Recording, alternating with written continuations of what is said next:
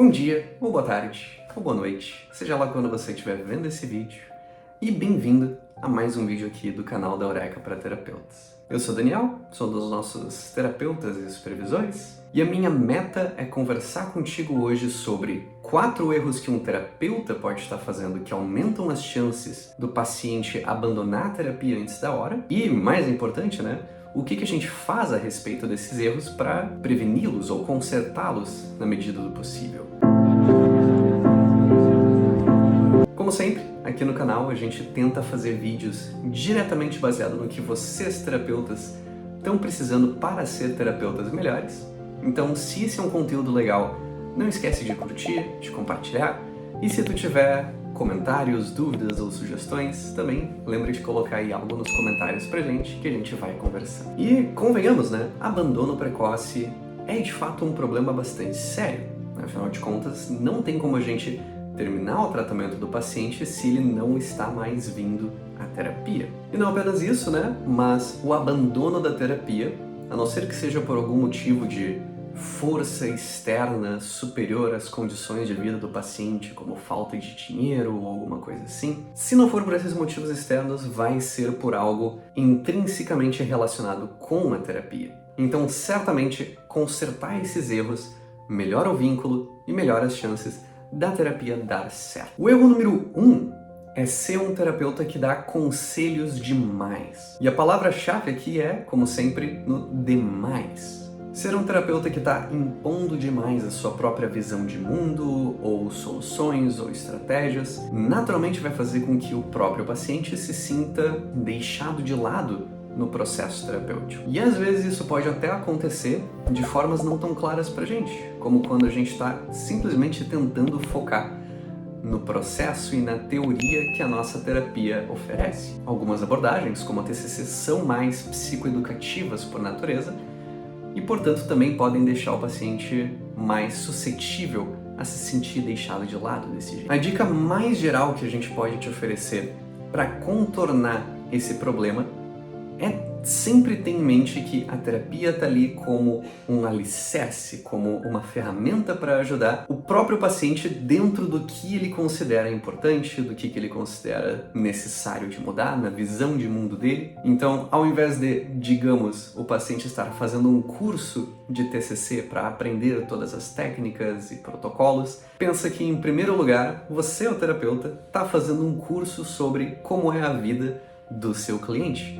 E conforme você vai dominando esse curso, aí você oferece dicas e você psicoeduca, conforme você vê onde as peças se encaixam. Falando em termos bem práticos, eu tenho pelo menos 2 dicas para te oferecer do que fazer na sessão de fato. A primeira delas é para quando você não tem certeza se tá na hora de você impor alguma coisa, ou psicoeducar, ou intervir de alguma forma. E eu gosto de chamar de uma intervenção sanduíche. Pensa que o seu modo padrão como terapeuta vai ser lá fazendo perguntas, sendo mais reflexivo e tentando ser um cara sem julgamentos e neutro ali, Então você faz a transição de alguém socrático e questionador para alguém fazendo uma intervenção com uma pergunta. Algo nas linhas de: fulano, eu posso te fazer uma sugestão? Se ele te der a aprovação, maravilhoso. Você dá a sua sugestão, você daqui a pouco apresenta uma técnica, ou traz uma metáfora, ou você mesmo diz o seu parecer ali, a sua avaliação da situação e o que é certo ou errado e qual que é o caminho certo a se fazer, o que for, mas você fecha o seu sanduíche de sugestões com uma pergunta de novo. Depois que você fez toda a sua intervenção, você passa a bola de novo para o paciente e pergunta: tá, disso tudo que eu falei, faz sentido para ti? Tu teria interesse em aplicar isso? Tu vê como esse tipo de coisa faria sentido na tua vida no momento? E através desse sanduíchezinho básico, agora o seu paciente está de novo, ele com a agência do que ele quer fazer com esse conhecimento. A segunda dica é para quando está ainda mais incerto o clima na terapia, de se está na hora de intervir ou não. E a dica é simplesmente: controle-se. Afinal de contas, nem todo paciente vem à terapia para ser dito o que é certo ou errado. Muitos deles, em algum momento, vão só olhar para ti e diretamente perguntar: psicólogo, o que você acha que eu devo fazer? E convenhamos, muitos outros talvez nunca façam isso, porque eles só querem realmente conversar e botar pra fora. E aí, nesse caso, né, se isso é algo que profundamente fere a sua ética de trabalho, algo que você considera que não é o que você faz na sua prática terapêutica, bom, vocês podem ter uma DR sobre isso em algum momento. Erro número 2 é o terapeuta que não fala absolutamente nada. Aí já é o contrário do nosso erro número 1, né? Esse é um erro que eu diria que a maioria dos terapeutas iniciantes corre o risco de acabar fazendo. Como a gente passa muito tempo na nossa faculdade, nos estágios, sendo direcionado para acolher as demandas do paciente, a gente pode acabar acolhendo demais. Bom, não necessariamente, né? O paciente não vai se sentir mais acolhido, mas a gente pode fazer o processo de ouvir e de acolher em excesso. E isso naturalmente depende de como que você define fazer uma boa escuta. Um terapeuta que fica em silêncio, completamente neutro, realmente pode passar essa ideia de que não está investido na sessão, que até se for uma sessão online pode estar, sei lá, lendo alguma notícia de jornal enquanto o paciente fala, porque ele não está reagindo a nada que o paciente fala. Então, é claro que o vínculo vai se quebrar numa situação dessa. E nesse caso, a solução é simples. Você só precisa praticar mais de escuta ativa. A escuta ativa é uma ideia bem simples. Você se mantém o ouvinte nessa conversa, mas você ativamente toma comportamentos que demonstram que você está ouvindo, que você está compreendendo, que você está sintetizando o conhecimento trazido e está preparado para contribuir caso necessário e quando a hora vem. Um jeito bem simples de escutar ativamente o paciente é, primeiro, através da linguagem não verbal, né? Então, fazendo ali uma cara de interessado, mostrando que está reagindo aos gestos do paciente, falando que sim ali com a cabeça, né, e tal, para que ele possa prosseguir. Você também pode fazer isso verbalmente, falando sei, sim. E esse tipo de coisa, né, também pode ser feito em excesso e deixar o paciente desconfortável, mas um de vez em quando certamente ajuda. E periodicamente, antes de você passar para uma intervenção ou alguma coisa assim, você pode refletir para o paciente, de volta para ele, o que ele trouxe para ti nesses últimos minutos de conversa. Esse tipo de resumo realmente demonstra que não apenas tu estava ouvindo, mas estava ali processando e daqui a pouco fazendo análise e tirando conclusões.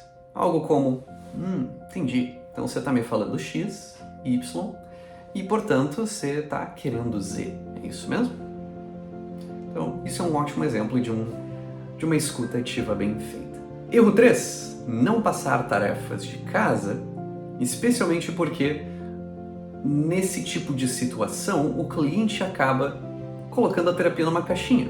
Em uma hora da semana dele, ele abre e conversa sobre seus problemas, mas durante todas as outras horas da semana dele, ele esquece desse problema e desse assunto e só segue no automático durante a vida dele. E muitos terapeutas, quando pensam em tarefa de casa, pensam em alguma coisa complexa, tipo uma tabela de monitoração com 5 itens a serem preenchidos em escala Likert, e depois disso fazer em momentos específicos certos comportamentos. Mas não precisa ser nesse nível.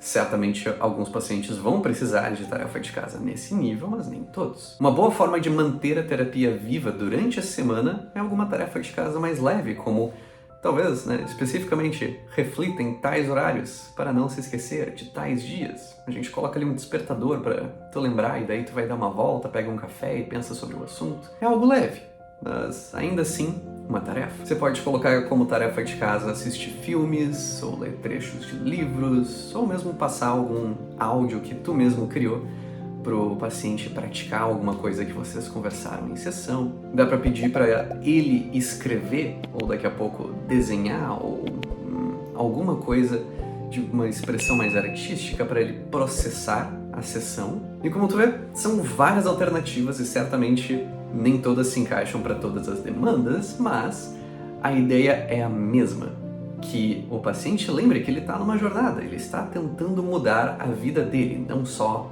tentando analisá-la.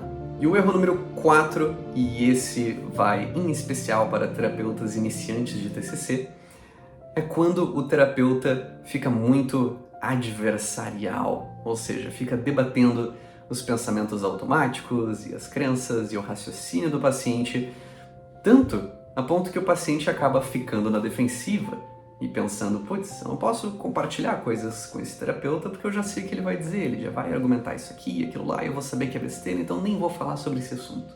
E convenhamos, né? Se o paciente consegue fazer isso e tirar uma conclusão mais saudável e tirar uma atitude mais saudável, ok, mas muitas vezes o que isso vai fazer é só ele ter vergonha de trazer pautas para ti e vai acabar não progredindo nessas pautas. E, como terapeuta praticante de TCC, eu posso te dizer que eu compartilho do sentimento, às vezes, quando nós, terapeutas, estamos lidando com um paciente que tem muitas crenças disfuncionais e muitos pensamentos extremos ou problemáticos e por aí vai. Mas também compartilho da frustração de saber que, se eu ficar debatendo pensamentos demais, não vai dar certo, não vai pra frente. Para início de conversa, a gente pode apertar o freio nas intervenções e, de novo, voltar a passar mais tempo validando e criando vínculo com o paciente. Inclusive, vale lembrar que encontrar aquele pingo de utilidade, funcionalidade num pensamento disfuncional tem o seu valor, né? Depois disso, além de ainda ocasionalmente fazer o seu trabalho e debater evidências a respeito das crenças do paciente, ocasionalmente, menos do que antes, eu diria que vale a pena ajudar o próprio paciente a ter essa mentalidade de cientista, de fazer experimentos e realmente ver o que funciona lá fora ou não. E de novo, não tentando empurrar ele para as tuas conclusões, mas trabalhando com as conclusões que ele próprio tirar. E tá certo.